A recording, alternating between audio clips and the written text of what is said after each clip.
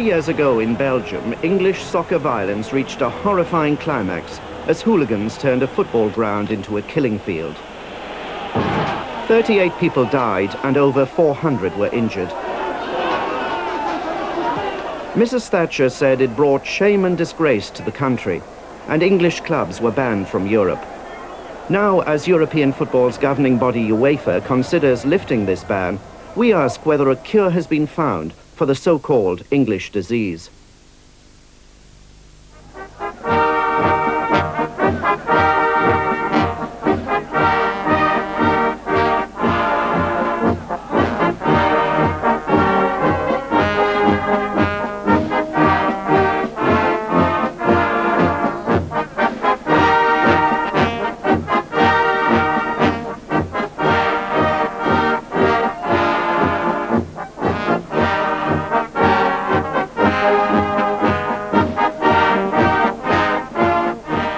One of the many cliches about football is that it's a funny old game.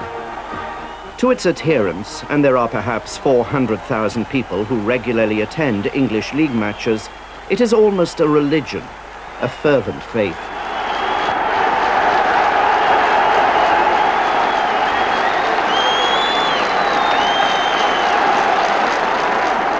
Football's an atmospheric game, it's a passionate game. It's the best game in the world. There's no game like football. You can name any game you want. There's no game touches football. It's a passionate game, and it's about people getting excited. We all have humdrum jobs, or most of us do anyway, and we go to watch our team play and let up a bit of steam. I don't mean punch people, but shout and cheer. But doesn't one thing lead to another? No, it doesn't. It doesn't. Football's been operating for many, many years, with people enjoying themselves, getting excited.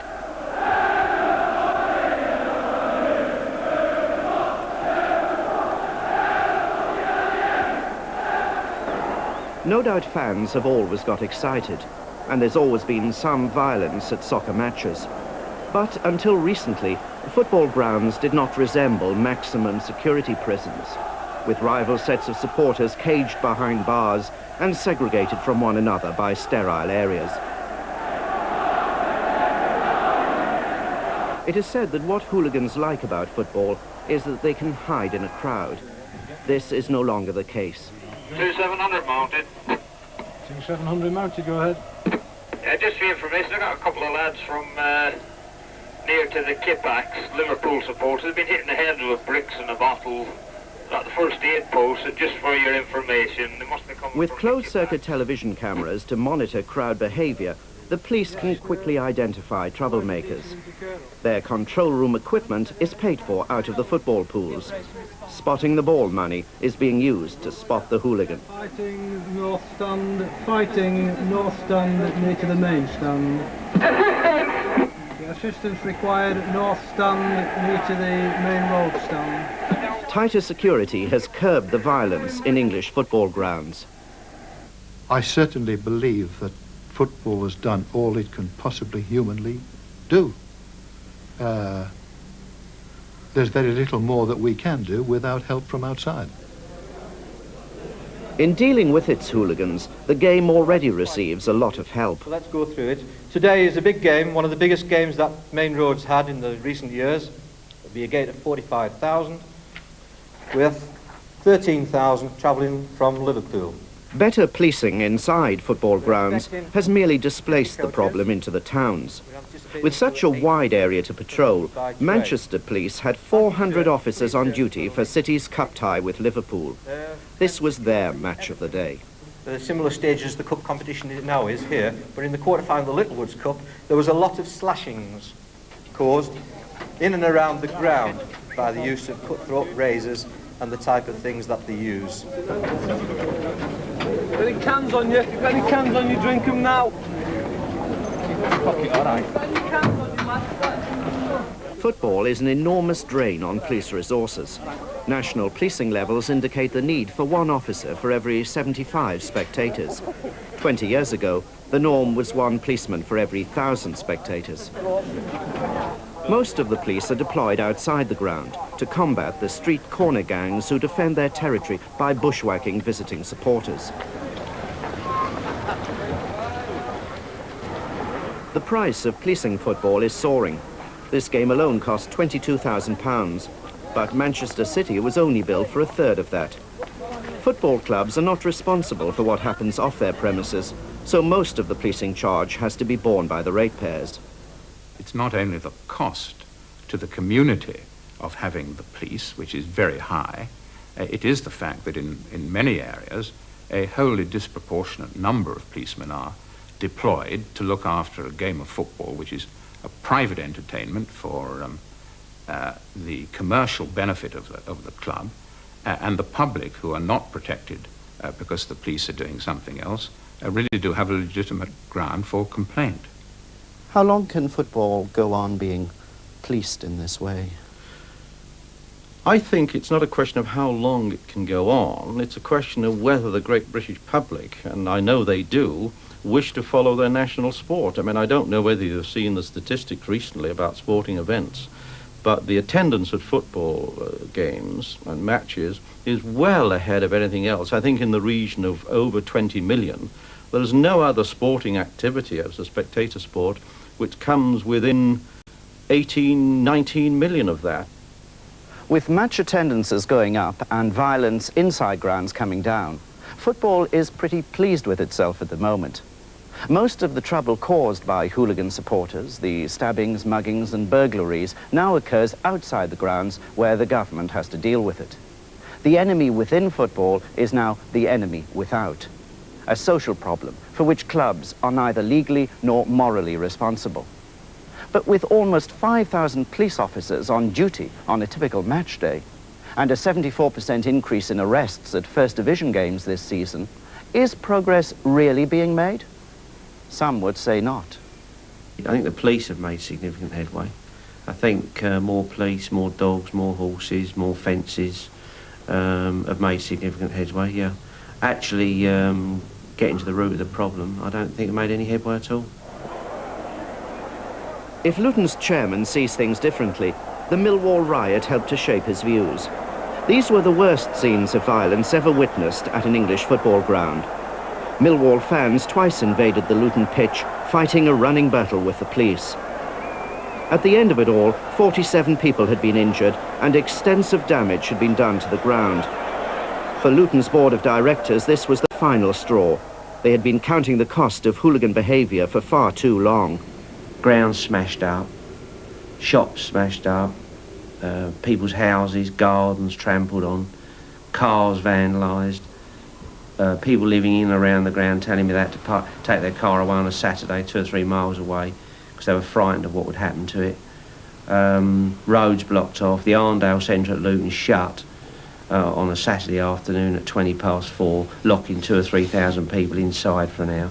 It was almost like drawing up battle lines every other Saturday and occasionally in midweek as well, and meant that the whole of this county, the normal policing style, was depleted because of one game of football, which involved maybe 8,000 or 9,000 people. And it meant that the town of Luton was almost like a town under siege. I thought, well, what the hell is going on? So I just tried to apply a bit of common sense to the problem and said, right, everybody that goes into the Luton ground will be a member.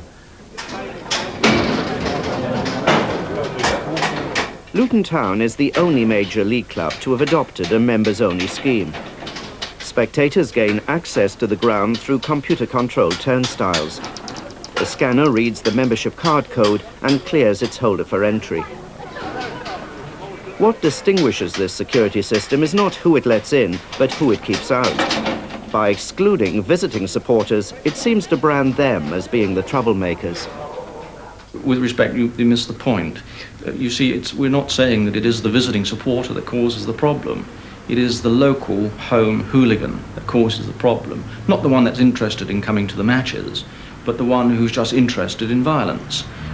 Since we've had the membership scheme, those persons have not joined the club. They don't come to our matches. They're well known locally to the police, and they go about doing other kinds of business these days. They keep away from football.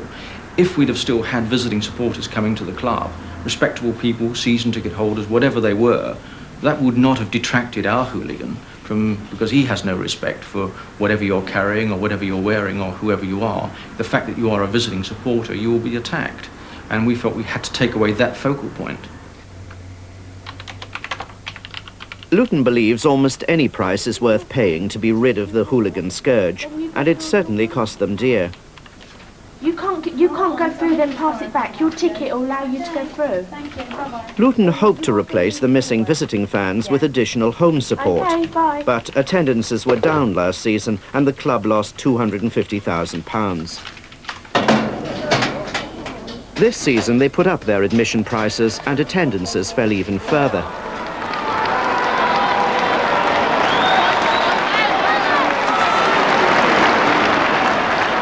When Luton took the field for their midweek league fixture with Portsmouth, there were less than 7,000 spectators in the ground. The club needs a crowd of 10,000 to cover its costs. Losing money is a new experience for Luton's chairman. David Evans made millions out of refuse collection and street cleaning before becoming a backbench Conservative MP and a football dignitary. Just give it to him. David Evans is one of football's most controversial figures. He is accused of using the game to advance his own political career. Because Luton's home-only plan is a denial of individual freedom, some clubs' directors have actually refused to come to the ground on a point of principle. Stuff you was the Chelsea chairman's well-publicised comment on the scheme. Another to boycott Luton was the Manchester City chairman. Oh, I hate it. Horrible. The scab on the face of football, I think. Horrible decision. I mean, they're taking away the freedom of the supporter. They're saying to supporters, you can't watch your team play. They're losing revenue. They're stopping people doing what they want to do. Your critics would say that by excluding all away fans, you're infringing their civil liberty. I am. What about the civil liberties of the people whose houses they smash up? What about their civil liberty? People who live in and around the ground. People who are travelling on the train on Saturday afternoon and are terrified by the yobbos running up and down the train. What about their liberty? They're in the majority, you know. 50 million people couldn't care less about football. 4 million could, and 400,000 actually go and watch it. That's all. A tiny minority of the population. The even tinier minority who come to watch Luton play are not like a normal football crowd. For a start, there are far more women and children. There is no fighting on the terraces, and the crowd actually appears to watch the match. But what has been lost, say football critics, is atmosphere. The game lacks the tension and sense of opposition which visiting supporters supply. According to this theory, the crowd contributes to its own entertainment. The atmosphere at Luton is not created by two sets of fans chanting filthy songs at each other. In the heyday of football, it was all about home fans. The passion is about the player. It's the player that has to entertain the crowd. It's the players that have to bring out the passion in the crowd. If you go and watch Rod Stewart or Shirley Bassey on stage, they don't have to have Elton John at the other end of the hall to create passion. I mean, they do it by their own ability. Now, the players have forgotten, I haven't learned what atmosphere is. When I used to go and watch Stanley Matthews, people like that, he created the tension and the passion, the expectancy, the mystique.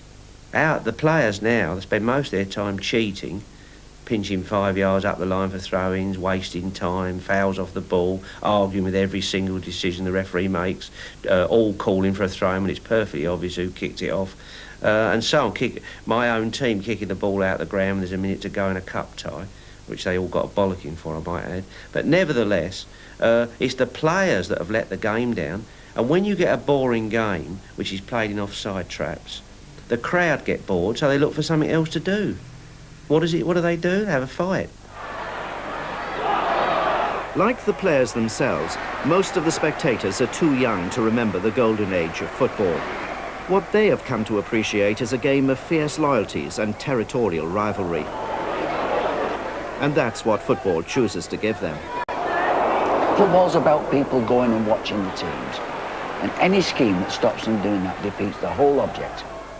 It does away with the rivalry, does away with the competitiveness of the game. But it also does away with the hooliganism. Well, I don't think it does. We haven't had a single case of violence during ordinary league games. There hasn't been an attack on a member of the public, there hasn't been any cases of robbery, there hasn't been an attack on a police officer, police officers have not been abused, and I just cannot understand for the life of me why police officers, and through their police federation, are prepared week after week to stand there and to be shouted at, to have abuse hurled at them, to be spat upon, and have cans of urine thrown at them, and worse. It just fails, words almost fail me to try and describe it. But the general level of order in Luton over the last 3 years, it's quite a nice place to walk around on a Saturday afternoon. You can do your shopping in peace and without fear of being attacked by anyone, so it's had an enormous effect. At one time, I mean, we'd look forward to the home games, you know, because it increased trade. But I suppose about 6-7 years ago, we got all these hooligans down here, we got fighting. You know, anything could happen. You never knew your window could be knocked in. But since this all-ticket thing, it's been marvellous. What has surprised everyone has been the almost total disappearance of Luton's hooligans. Without rival football gangs to fight with, they've gone into hibernation, much to the town's relief. Many of the shopkeepers near Luton's ground are Asian, and as such, they used to be a target for racist football fans. Now, they no longer have to board up their shops on match day. I mean, I can't say what other clubs say about it, etc., about banning away supporters, but for Luton, it's the best thing that's happened. And how do you feel about it personally? For us, it's nearly improved business on a Saturday by 150%. You know, Really? It really is that much difference. People are not scared to come out anymore. There's not, you know, the fans from Luton itself have no one to make trouble with. Even McDonald's noticed the difference. Instead of hiring security guards to stop hooligans stealing hamburgers, they are catering for hungry shoppers who now come into town on Saturdays. Taking away those 3,000 or 4,000 people who were coming to visit Luton Town has encouraged the shoppers to come back up, and we're actually seeing about 30% increases on trade because the away supporters are no longer here. McDonald's go in for sponsorship, but keep well clear of football. It has the wrong image for a family-conscious firm. But in Luton's case, they are making an exception.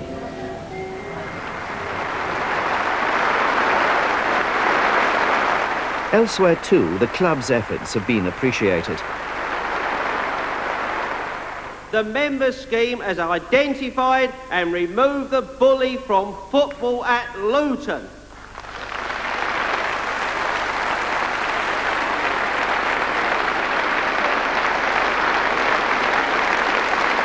And it can remove the bully from all other football grounds. And I say to football, whether they like it or not, the next move forward for them is a members scheme. I support them. To most of the Law and Order party, David Evans is a hero. But to the footballing chairman of Liverpool's Conservative Association, he is merely the peddler of an empty panacea. Somebody said, is this not the solution to all our problems? I mean, if it were the solution, then 91 other clubs would have taken it up with alacrity. I mean, we are more anxious than anybody else to see that there is no trouble associated with football. And if we felt that was a useful tool to use, then it would have been used. But it hasn't been. And it hasn't been, in the main, because it is felt by the clubs and the police that it would actually be counterproductive. I'm not so sure that it's my fellow chief constables as much as the chairmen and directors of football clubs. Because as far as my fellow chief constables are concerned, the points and advantages and disadvantages of the Luton scheme have been circulated to all chief constables. James Anderton is the chairman of the ACPO subcommittee on football hooliganism, and I know he supports my views. And I know that my views are supported by the Home Office, and they're supported by the Minister for Sport as well. The Luton scheme is popular with politicians and policemen, but those who sit in soccer's dugouts see it as foul play. The absence of away fans gives Luton an unfair advantage in a game which is all about winning. Football is big business, and clubs can make a fortune out of sponsorship deals and other promotional activities, providing their team succeeds on the pitch.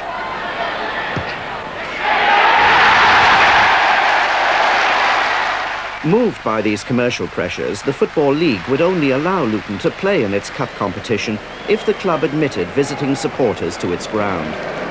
So far as the League Cup ties are concerned, there is a rule which says we must allocate 25% of our allocation of tickets to the visiting club, subject to the discretion of the management committee. And the management committee wouldn't give that discretion. In other words, they felt that results were far more important than curing hooliganism. We took the opposite view. And we were disappointed by that. We then get the situation where we have to admit away supporters, at least the club had to admit away supporters because of the rulings of the football authorities. And what do we see? Our first scenes of violence. Following a series of stabbings at an earlier cup tie, Bedfordshire Police had almost 300 officers on duty for Portsmouth's FA Cup visit. For the comparable league fixture, it had been only 79. Luton's hooligans have been given a new lease of life by the reappearance of away fans. Once again, there is an invading army in town and territory to dispute. Did you get me in? You'll be put on the next train back to London. He's right, no way you go on the ground, all right? None whatsoever. No doubt most of those who travel to away games are good supporters, but in this inflammatory situation, they are a potential source of friction.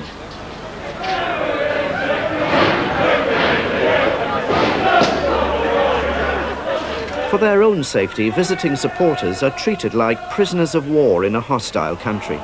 They are never allowed to escape from police protection. There's about eight or nine that I'm with, and they're as good as gold. Good fans who want to go to a ground, watch the football, have a couple of drinks, well, all right, a few more drinks if you like, not get drunk and not cause trouble.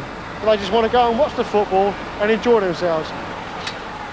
To prevent the Portsmouth fans from being ambushed by Luton's hooligans, they are shepherded to the ground.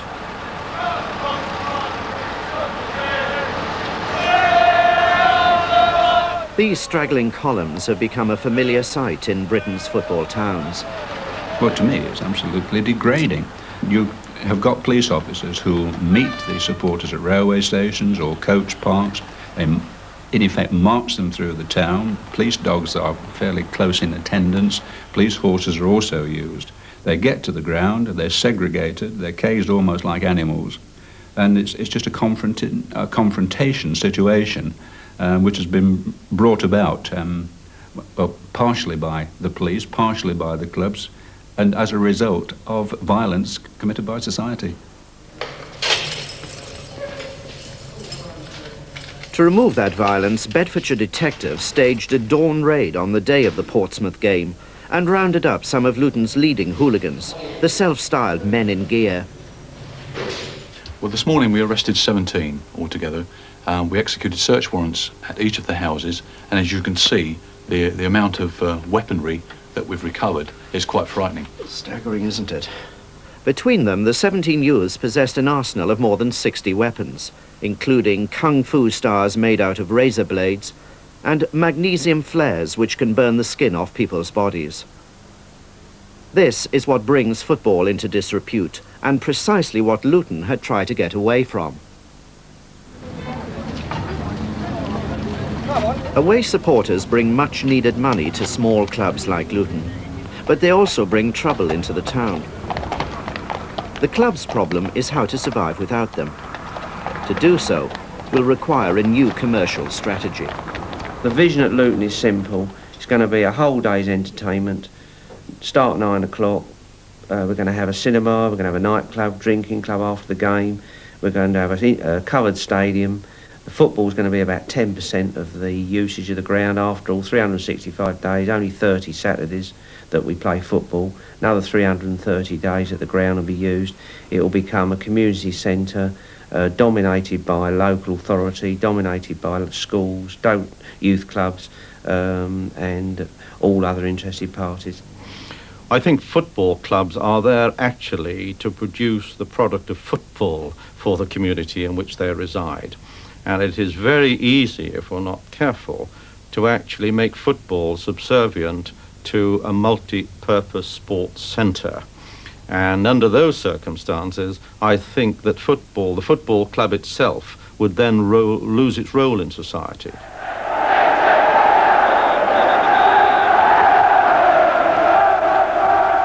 But what is football's role in society? Those who run the game appear to want it both ways. They are in the entertainment business for private profit, but at the same time they rely on public subsidy in the shape of the police to deal with some of their paying customers. While condemning as mindless morons those who go over the top in the terrace war, football is a highly commercial game in which the clubs feed off the intense loyalty and commitment of their mainly young male supporters.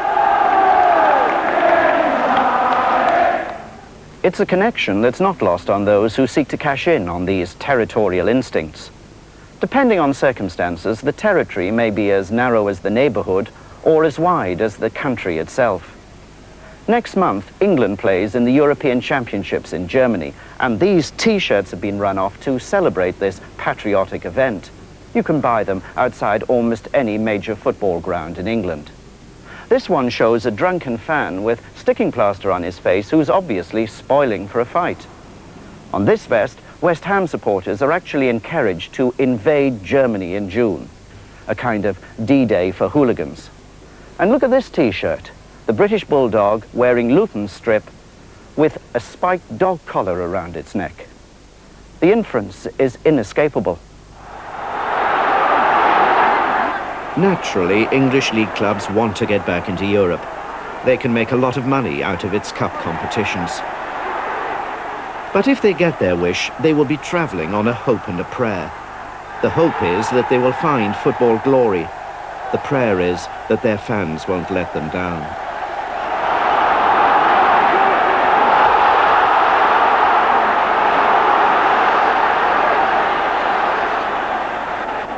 We've served our time. England is the home of football and belongs in Europe, and I will be bitterly disappointed if we're not allowed back next season. I think that the efforts made by the police, the local authorities, the FA, ourselves, and everybody concerned, particularly at the sharp end of combating hooliganism, have been such that the efforts themselves have impressed the UEFA committee. I don't think anything that we've seen in the last 3 or 4 years could lead anyone to be optimistic about the behaviour of British football fans abroad. English football fans, perhaps I ought to say.